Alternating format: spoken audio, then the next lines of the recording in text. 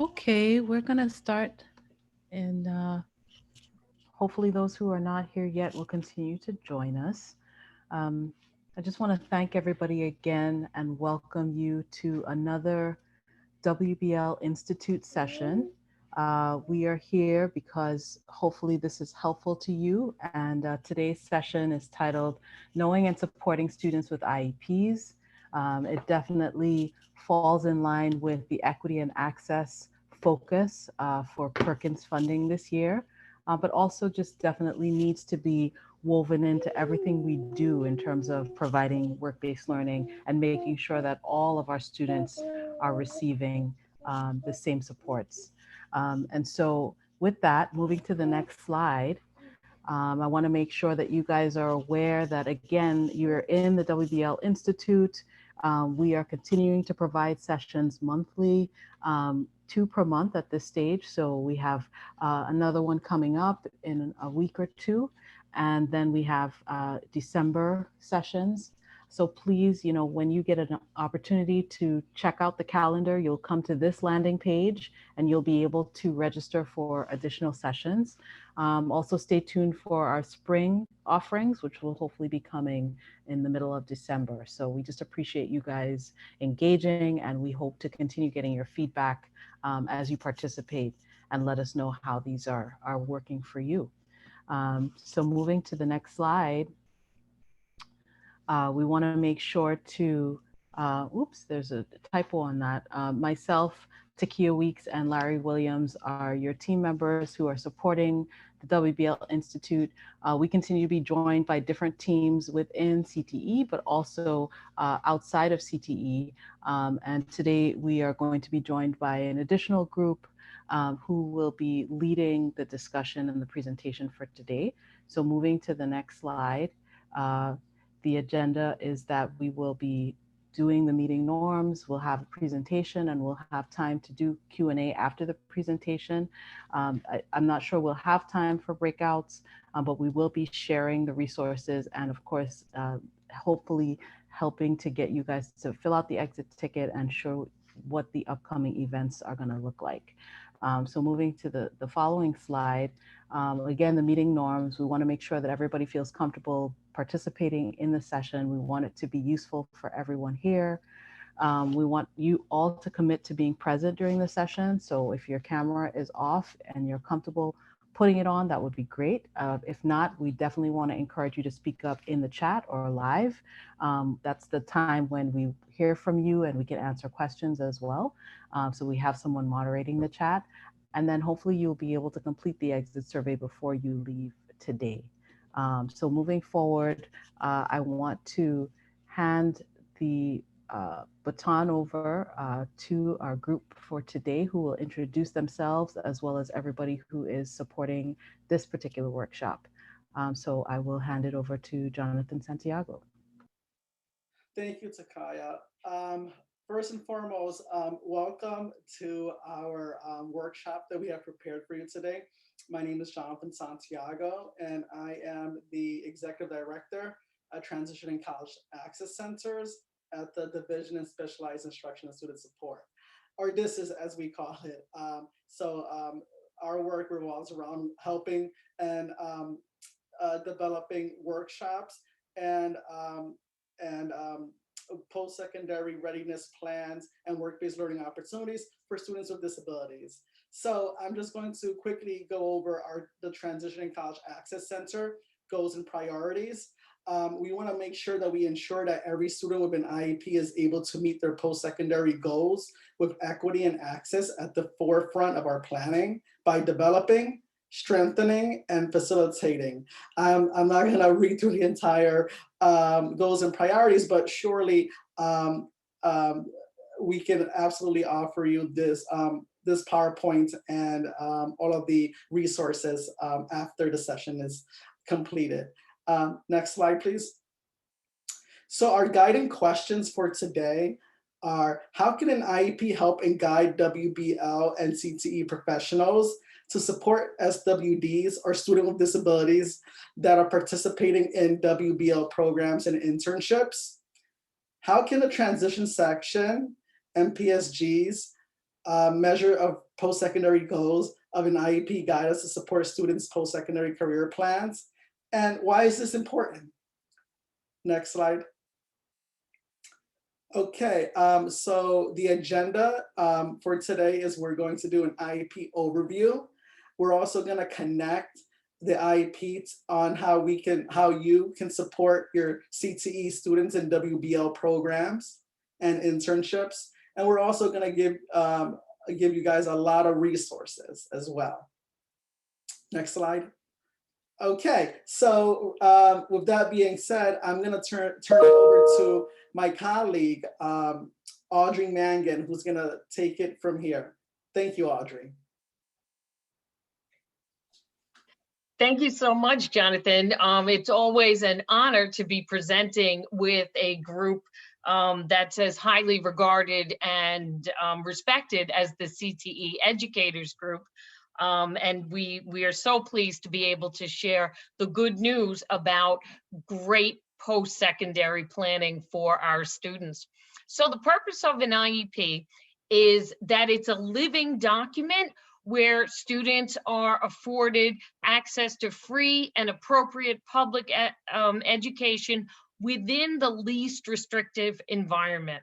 In the development of a quality IEP, teachers and related service providers connect to discuss what the student needs, what the students want, and how the school can support the students in achieving those goals for college and career readiness as established by the Common Core standards. And the transition planning should be throughout the document, but it ensures that students have the supports necessary to successfully graduate from high school with post-secondary options. And to me, as a former CTE supervisor and former principal of a CTE program, it really, the goals of the IEP and the goals of post-secondary for CTE are like this. They're very much intertwined, simply because CTE immediately puts the student into work-based learning, gives them the opportunity for internship, and eventually connects the students with their chosen industry, which is exactly what the goals of an IEP are. So it's no different from work that's already been happening throughout the city, throughout the country, but even more so imperative now, considering our current state of pandemic. And we really need to be sure that our students are always connected with their long-term goals. Next slide, please. Okay, so Rebecca, if you could click on that a couple of times, that would be great. So the IEP, if you can imagine, is like the center of a wheel with spokes. Mainly, the IEP supports participating in the general education curriculum and learning standards, such as when you have students with IEPs in the CTE programs, because that is their expressed preference or interest. IEP identifies how the resources of the school can be configured to support the students with their needs. There's a section of the IEP that directly connects with transition, and that is where information about post-secondary agencies can be documented and memorialized in the language for connecting students to their post-secondary organizations. And then we've got the provisions of how instruction is designed to meet a student needs.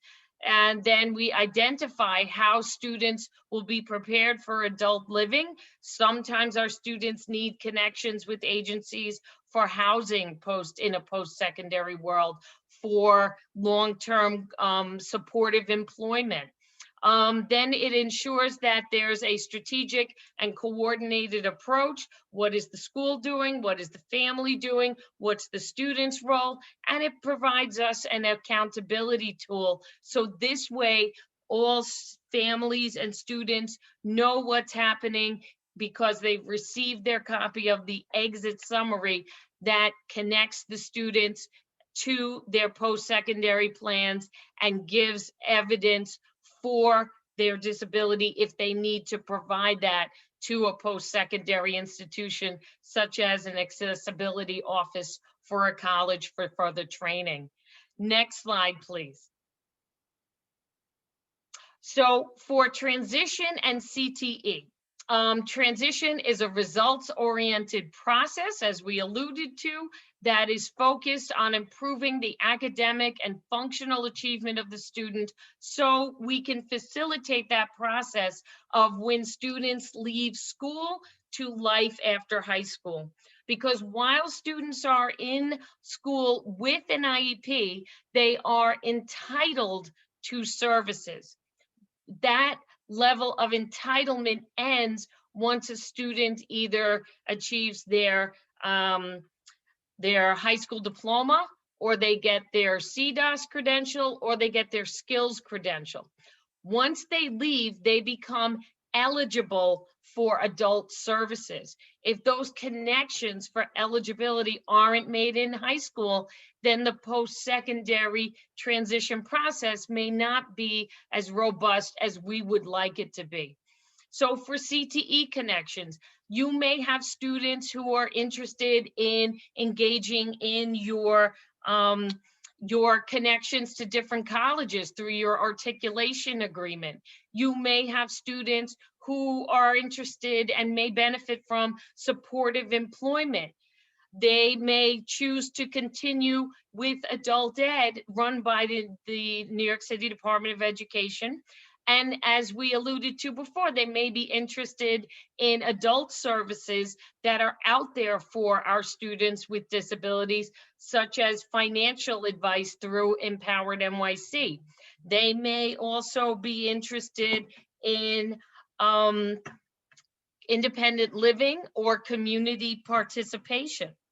So we want to be sure that we're sharing all of that information with the families and the students. My apologies, next generation standards for the IEPs, the language within the document itself has not changed, but the idea that for where you might see information about the next generation learning standards, that would be in the present levels of performance. So there is, and I see another question here in the chat, and if it's okay with everybody, as the questions come in, I'll try to answer them as they, I mean, it's up to you guys, but we could also save them for the end, whatever your choice is. The IEP, the next generation standards would be in the present level of performance as the student works within whatever goal they have for either their diploma or their credential. Next slide, please. So measurable post-secondary goals, and that's part of the IEP. These are goals that identify the student's long-term goals for living, working, and learning as an adult. These goals guide planning for activities that assist the student in moving from high school to eventually into let's say a college, a vocational program, or let's say an apprenticeship where they're getting on-the-job training for a profession that gives them a living wage in New York City. And then we have the community agency piece. And that is where the CTE teacher and their contact really come into play, because CTE teachers and CTE team in a school building has incredible connections to the preference of the industry that the student is engaging with, and can potentially support the student in making those connections and eventually gaining employment. So the student's IEP should include goals, services, and activities to incrementally prepare the student to achieve the post-secondary goals that are measurable. And we'll go into that with the next slide, please. So, like, for example, under education and training, after graduation from high school, that's a measurable amount of time. Allison will enroll in college. That's where she's going to go to pursue a degree in computer technology. So as that may be the child's preference, let's say, and those preferences start when the student is in middle school. So they're trying to assess through different vocational assessments that students and families and special educators go through with the student annually to update their goals. And the goals might change, and that's okay, because everyone reserves the right to change their mind. Or, as I'm sure you've seen in your CTE careers, where students will go into a class and realize this is not what I'm interested in, but I'm glad I had the opportunity now to try it and change it. So then you have your goal, and it's reviewed and updated annually.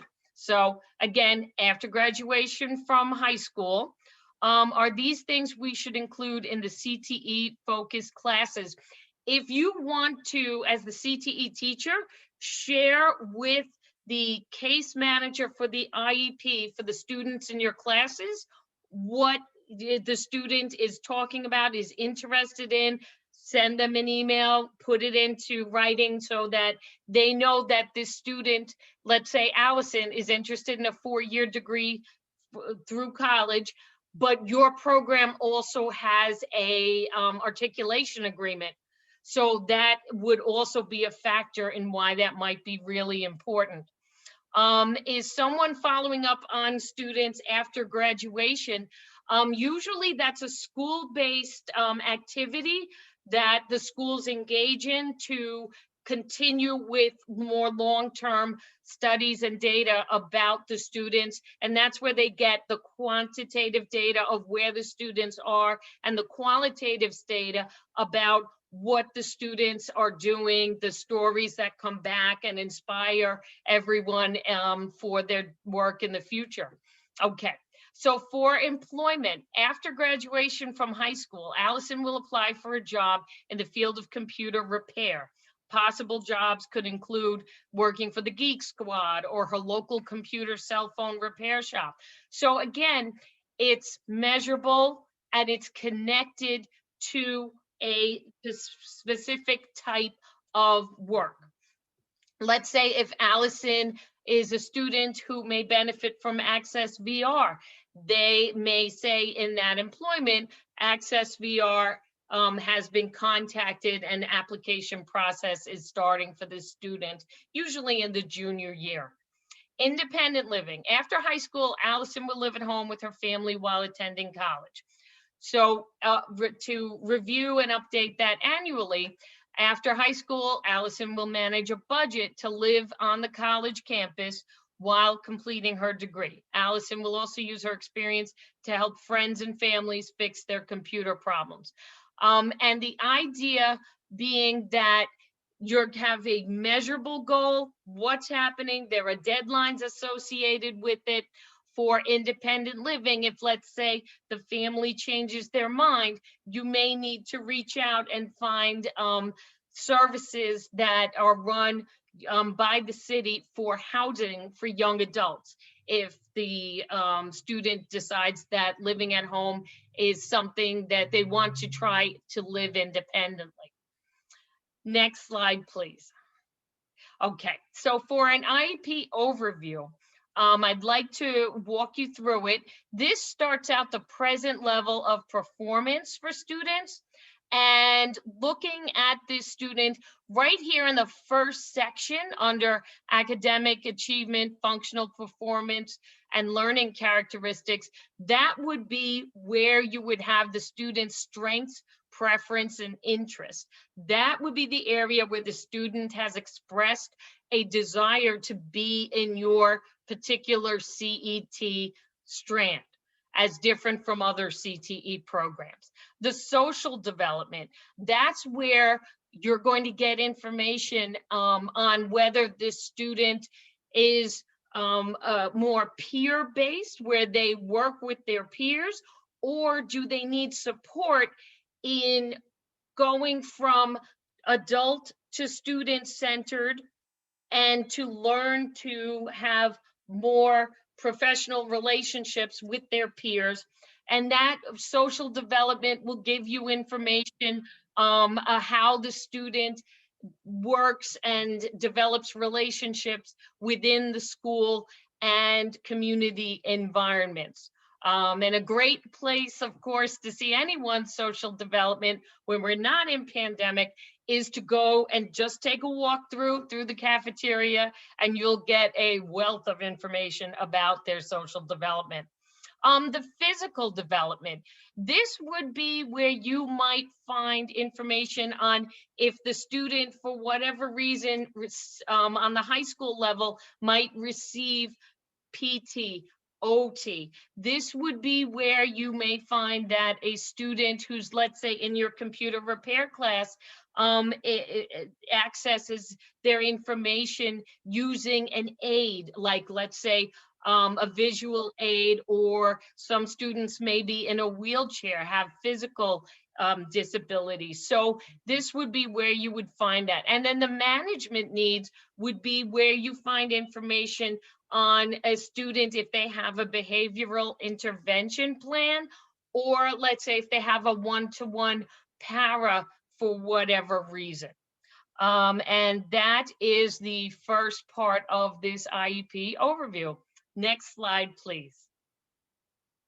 Okay, so So, thinking about, I'm sorry, Audrey. I was just gonna say, I think, and I just wanted to ask also to Kaya if this is the part where we were going to share an IEP with everyone and then analyze it together. I'm not sure how we're doing with time. Just wanted to make sure that I was respectful of of everyone's time. Yeah, I think that would be a great thing to do now. We have at least another uh, 40 minutes Oh, okay, available. okay.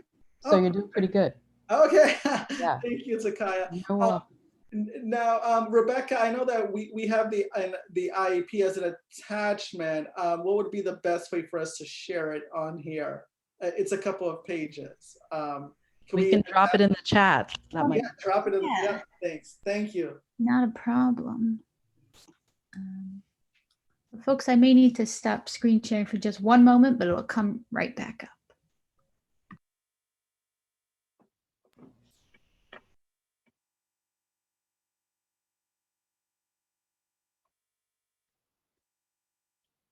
okay, folks, so for this IEP that Rebecca is going to drop in the chat for us, what we're going to do is to, using the identified student career interest in the IEP, how or what would be your next step as a CTE teacher to provide that student with a work-based learning internship experience that's aligned to the IEP. When we can access it, that's one of your questions.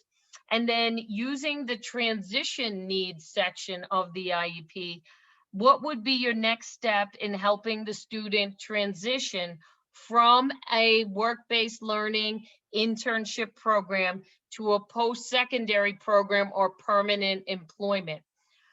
And then lastly, I'm reading from the slide that was just up while Rebecca's loading the IEP. As a CTE professional, what resources or support do you need to help the student transition from high school to be prepared to start their career? So you're looking at three things. How could you connect this student with a work-based learning experience or internship? Looking at the transition needs section, what are your next steps to help the student get into either to take that internship to a post-secondary program or to permanent employment?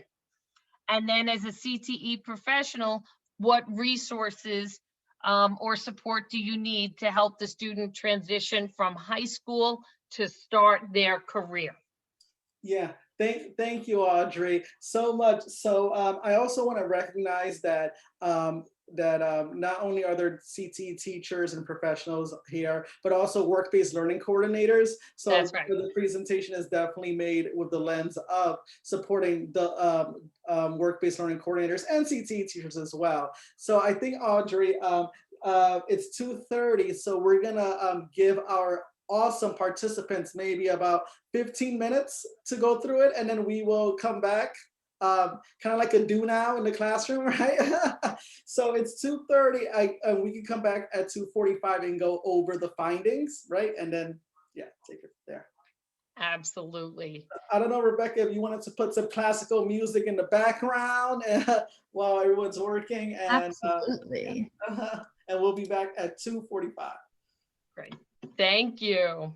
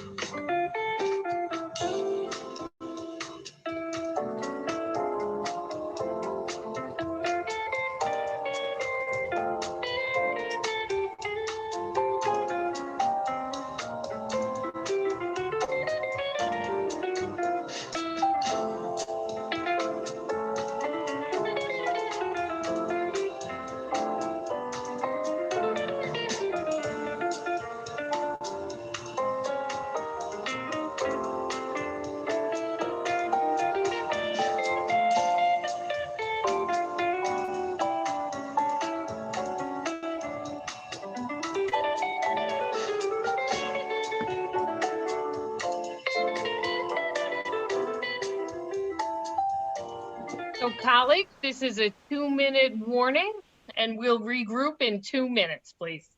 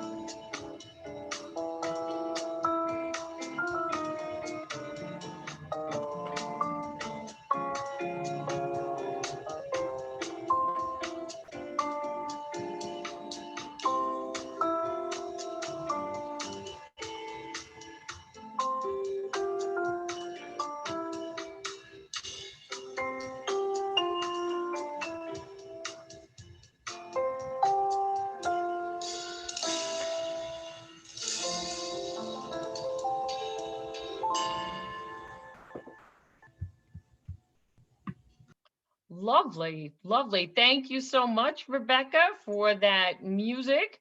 That was perfect working music. So what we'll do at this point, if we could go to the next slide, please, Rebecca. This would be our opportunity to share out. So take a moment and be ready to share some of your findings. I will go back to what our original task was, which was the initial task had to do with the preferences in the IEP. Could anyone share with us, please, the preferences that you found for the student? And you can take yourself off mute and participate. That would be lovely. Or if you feel more comfortable, you can add it to the chat, or however, whatever mode you'd like to participate in, that would be fantastic.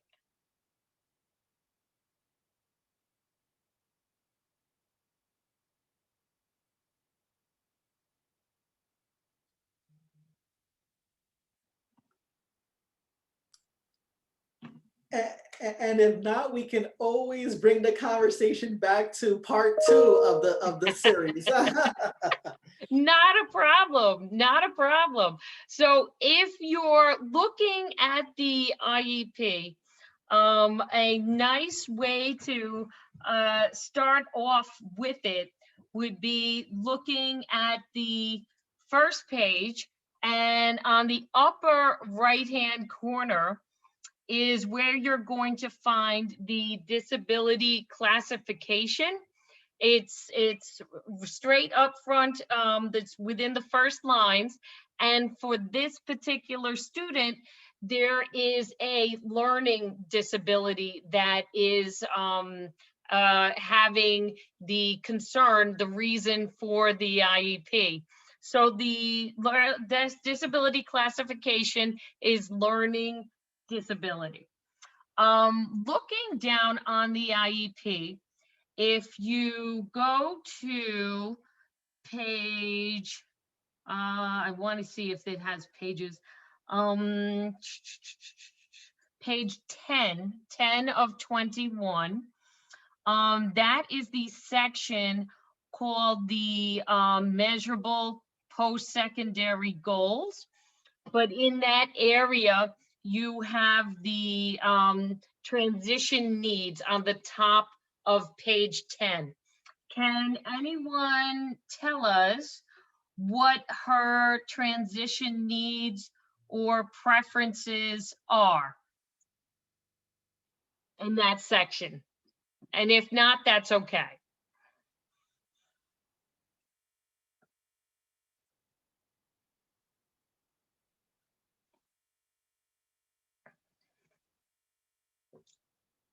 And that is a-okay. That is not a problem.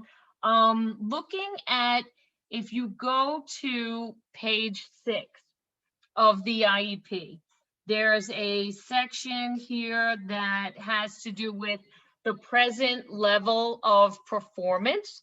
And it's just up one more, Rebecca. Thank you so much. Under the present level of performance, where it goes down to, I have it right here, okay, so under the preference, the level of performance, she is, if we go down just a little bit, my apologies, Rebecca. She is interested in what, just down a little bit more. She has actually had her vocational level 1 assessment, and she is interested in a career in psychology. So with that, if the student is interested in psychology, which of the 16 vocational areas would this student be connected with for a CTE program?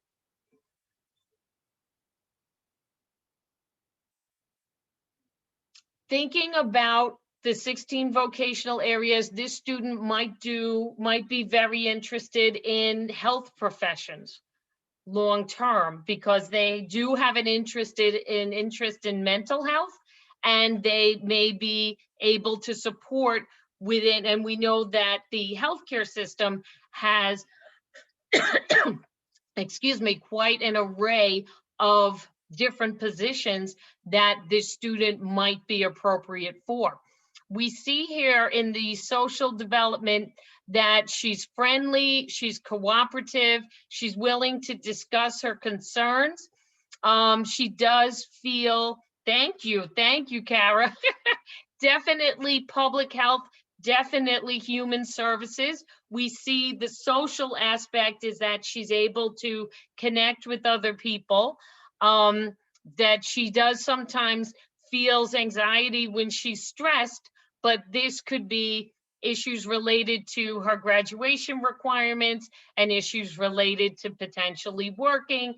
And if we can, when we think back to the first question, which would be an area that a WBL would connect the student to in terms of getting that first internship experience, they would go into the CTE program for public services, public health, and then they might consider having the student explore what options would be available at a, let's say they could start off at health professions, let's say the nursing home, or they could connect with a hospital.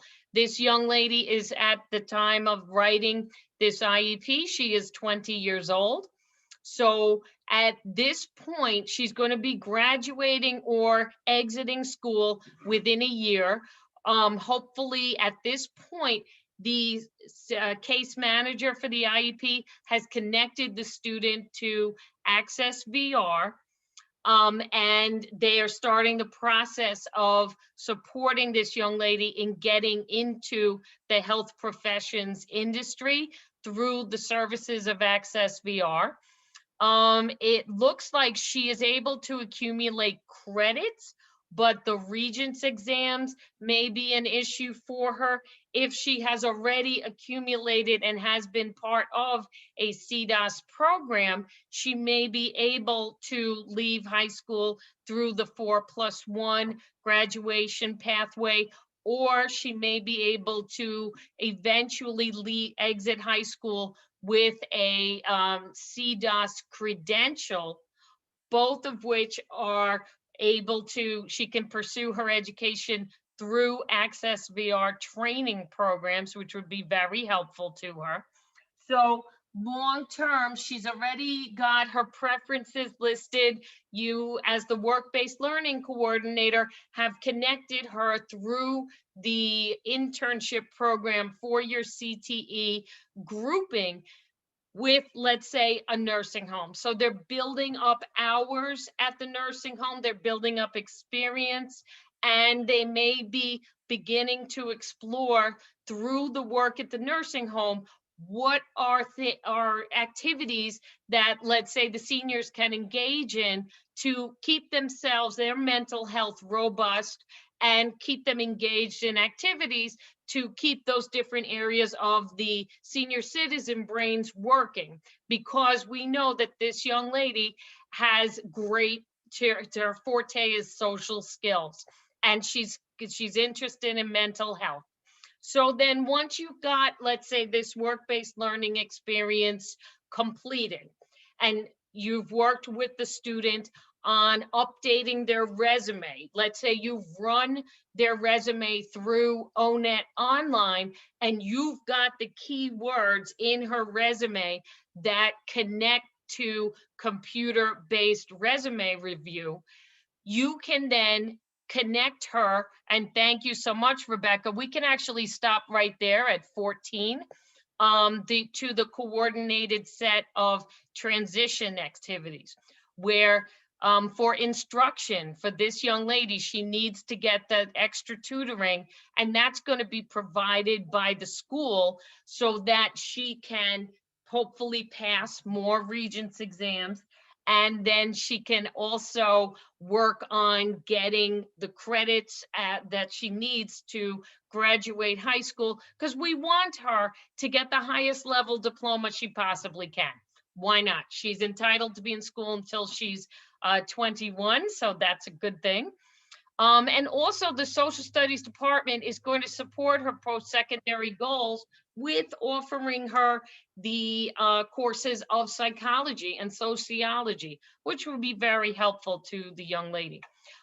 She will, through related services, start to really work on self-regulation, because she needs to self-regulate and use her executive functioning skills to make sure that when she's in the workplace and when there is stress, because we want her to participate in a competitive working environment, part of WBL, work-based emphasis on learning, is learning how to cope with stress and how to cope with demands placed upon you at work by your peers as well as by your supervisors.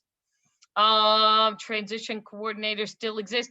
They still exist. And but if you don't have access to a transition coordinator, then you can certainly reach out to our office so we can support you in connecting with different community-based options for students. Absolutely, Stacy. Thank you so much for asking.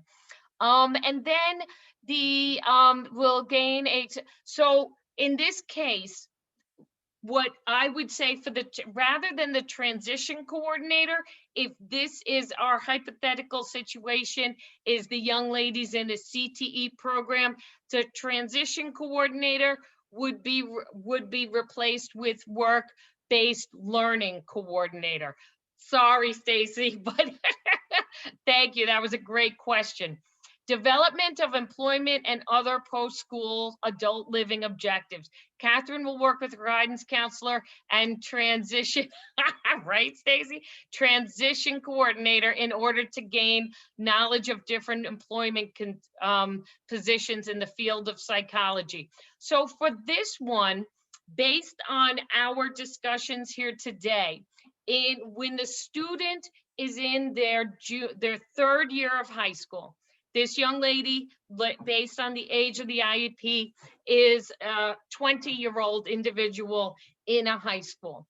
But by the time the students are 17, If you and your school and the IEP team feel that they are going to need connections to employment, they should start filling out the application for Access VR when they're 17.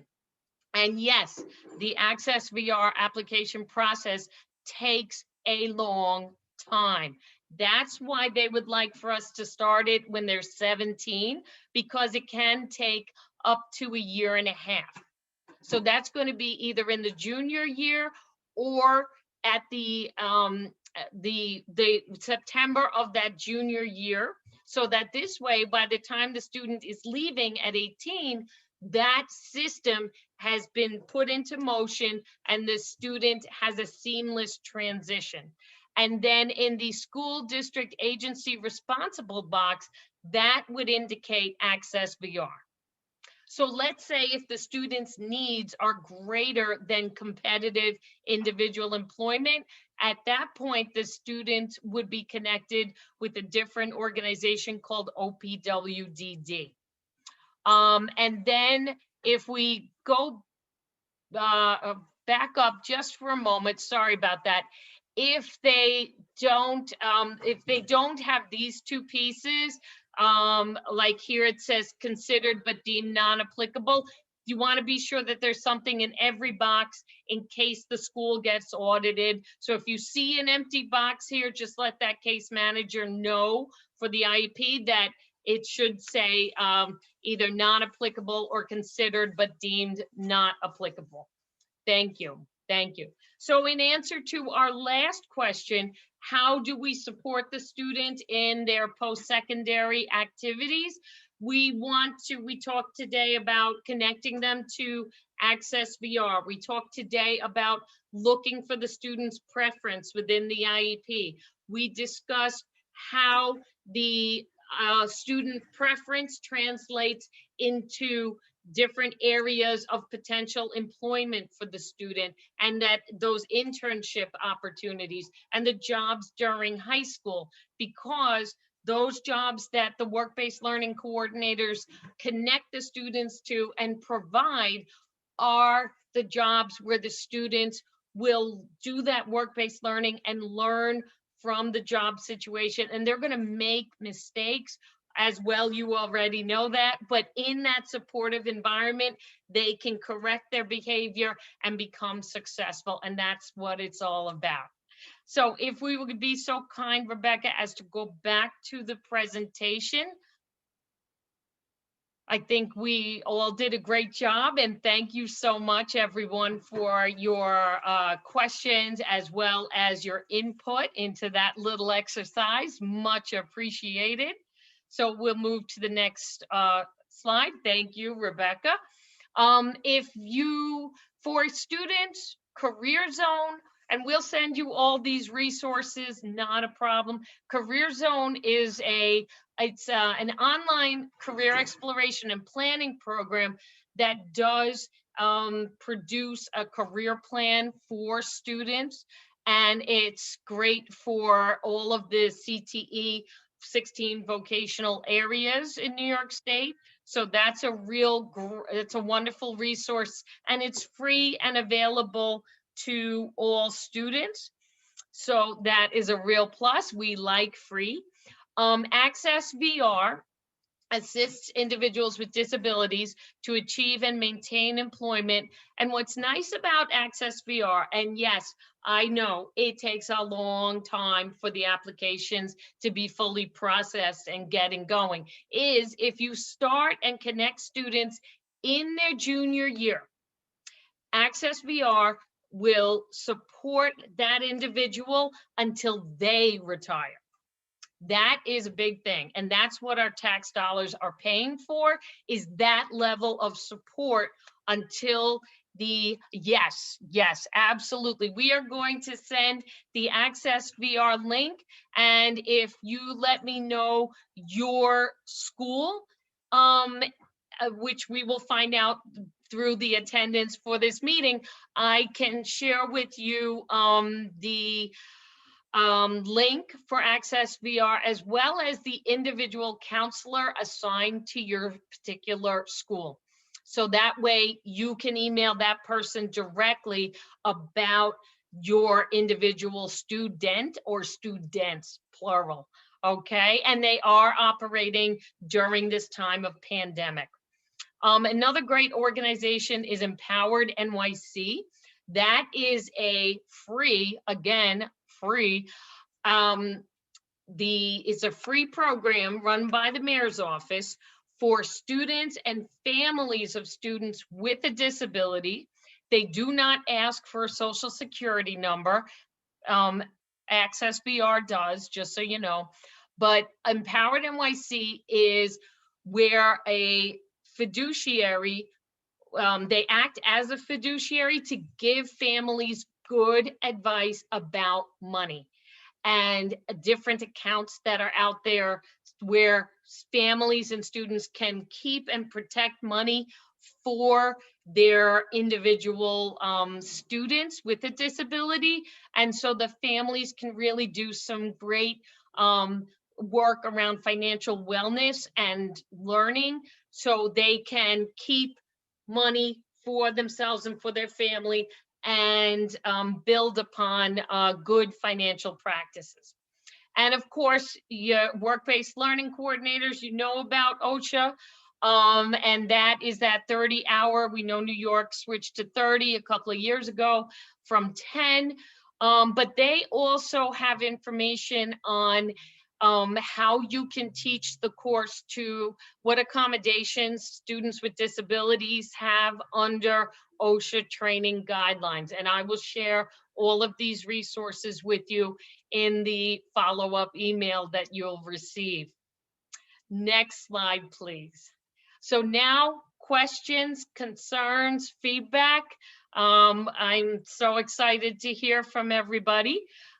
So you can either just unmute yourself and shout it out, or put it in the chat, however you feel. Please go right ahead.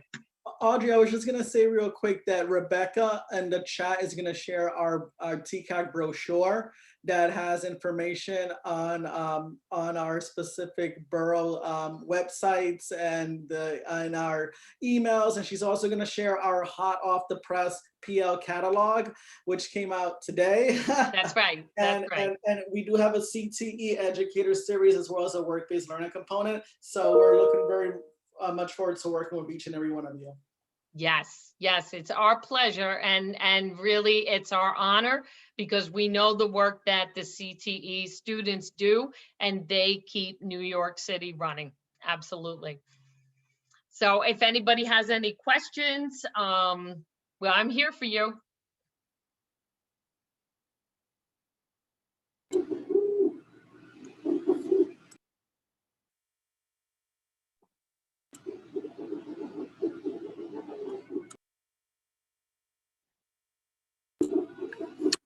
Hi, this is Andrew Gooden from Intech Academy. How is everyone doing? Great, thank you. How are you? Doing well, and thank you for the presentation. I'll turn my video on. So I wanted to ask, in terms of your knowledge of Access VR, like in terms of the different opportunities that they offer students, do they have a variety of industries that they work with in terms of how they would help place students in terms of these employment opportunities, or is it a certain amount of industries that they work with? They work with a wide variety of industries, and my experience with them is I have a family member who has had to access VR services. I also have a friend who had a medical condition later on in life who had to access their services as well. They do their best to align the employment opportunities with the individual's interest, because we all know that multiplies the possibility of success in that industry. So they do their best to align it with the students' preferences and interests. They also pay close attention to any work-based learning experience that the students may have already had, especially through your CTE programs. So they call that pre-employment services, where they can say to potential employers that this is an individual who has already successfully gone through a work-based learning program run by a school in this particular industry, and then they do their placement. So they do their best to align the work with the interests of the students, Andrew. Okay, thank you for that. The other question, I guess, is a follow-up question. I know one of the things that I've been seeing over the years is that many of the students that are in our CT program, after going through the CT program, I think you had alerted to this idea, is that they want to pursue something different upon graduation from high school and in terms of going into college. And so I just wanted to ask a question regarding that, in terms of, I know that, career and technical education, we're trying to prepare them, we're trying to help them with the hard skills as well as the soft skills to enter a certain industry. But in terms of the writing of the IEP, is there flexibility in there that if a student decides that, after taking 2 years of a certain program, they want to do something different, is there that flexibility in the writing of the IEP? Well, every year, the student has the vocational level 1 interview with their case manager, that special educator, along with their parents as well as the student. So the IEP would reflect any type of change that would come about as per that conversation. And then, in your own schools, what the process is, and that's individualized and school-based as to if a student can switch within a CTE endeavor, or how your school individually handles that. That's a school-based decision, but the IEP with the vocational level 1 interview would reflect changes and growth over time. Thank you. And I see Stacy Thomas has her hand up. Lovely, I'm lovely. sorry. Hi there, Audrey. Always good to see you. I It's just my wanted to pleasure. know, as when we're preparing these students, do you have any guidelines on how to help them to become self-advocate for, because we can't let the like during the internships, we're not really, we're not legally able to share with the students' disabilities, but do you have a guideline on how we can help teach the kids how to self-advocate and to speak to the IEP? Or like, what's the guidance around it? That's always my fear. Right, right. I think, Stacy, I'm not sure if you have read our minds for this presentation, but we do offer workshops for students, student-facing workshops on disability disclosure within the workplace. So if you look at our catalog, and if you have a group of students that you would like for us to present to about disability in disclosure, we would be more than happy to do that for a group of students for your school. Absolutely. And that would be us holding a virtual meeting with your students. Oh, Yeah, perfect. I Thank was you so gonna much. say that one of our workshops is one of our workshops title is self-advocacy and self-determination, and the information is in the catalog, and you can contact us throughout the 5 boroughs, and we will be very happy, like Audrey said, to support you guys in providing workshops for students. Thank That's you. Is that right. the catalog you just dropped in a link, right? In the chat? Yes. Oh, awesome. Yeah. Thank you so much. And I believe in the chat we had from Marsha Innes. Thank you so much. Some of the professions that the students are interested in do require, within the CTE world, do require further training, let's say at a college. Access VR in certain cases, and each one is different, I won't go into all of them, but they sometimes will pay for the students to go to college, which is fantastic. So that's something else. And thank you, Marsha, for reminding me. That's something else to keep in mind when you're talking to families about different community-based organizations, that they may find good connections for their students and for their families. Absolutely. Thank you again. Any other questions? So we're going to follow up with resources for you. And we really do appreciate all the work you're doing. Like in my experience, I've worked with a lot of different students, and all in New York City, but the CTE student is special. They are dear to my heart. They are fantastic. And like I said, they keep New York City and the rest of the country running. So I really do appreciate it. And I'm a person who sent her own children to CTE programs. So I truly do believe in the work that you do. And it was my pleasure and my honor to be here today with the group. Thank you so much, Audrey. It was such a pleasure to have you leading the session, and hopefully everyone found that it was edifying and got their questions answered. We want to just bring you back to, well, thank you for listing the Transition and College Access Centers. So hopefully everyone will make a note where they are. We want to also just make sure that you guys have the resources from the session, excuse me, and I'm going to hand it over to my colleague Larry to just go over kind of the final points of our workshop today. Thanks, Akia. Good afternoon. So I just wanted to, in closing, just to refer everyone to the Institute exit survey link, which is the first link listed on the screen right now. Along with, for attendance purposes, it's also for you to give feedback on the presentation and the presenters as well, and also how we can make the WBL Institute presentations even better next time. So please, before you leave, please click the link and fill out the exit survey. It's very, very important. The second link is actually for the upcoming Institute sessions. If you go to that link, it will actually take you to the WBL Institute calendar page, where you can see a list of all the upcoming WBL Institute workshops from now through December. There is also in there included is also a link where you can register for all upcoming presentations as well.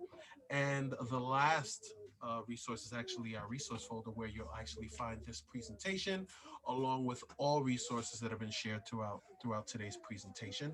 They'll all be located for your access in the resource folder link. And you can go to the next page, Takia. Thank you. So once again, for myself and Takia, we'd like to thank you for attending. If you are in need of more information, please feel free to reach out to Jonathan Santiago or Lauren Bolin. Their emails are listed on the screen right now. And once again, from Takia, myself, and the CTE department, we'd like to say thank you for attending, and enjoy the rest of your evening.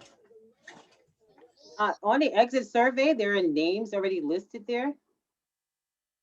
I don't know, everybody's look different. Mine has like Andrew and some other names, so I don't know if that's the right link.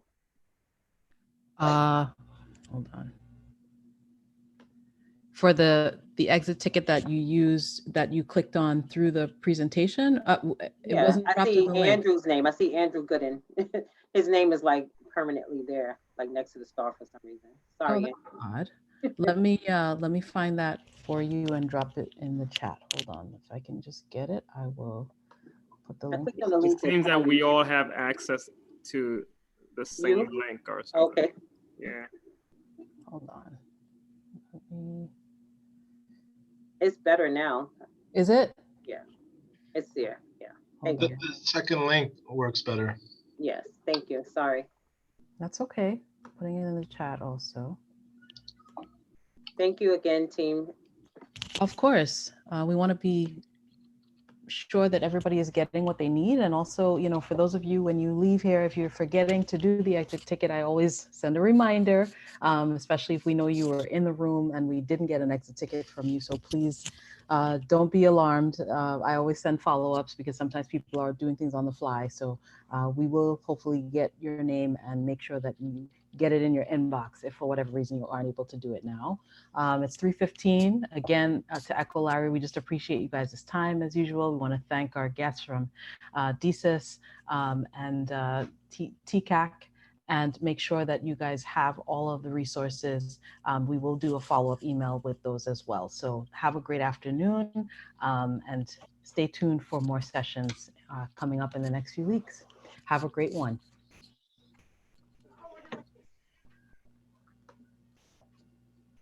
Thank you. Thank you all. Have a Thank great you. day. Same to you.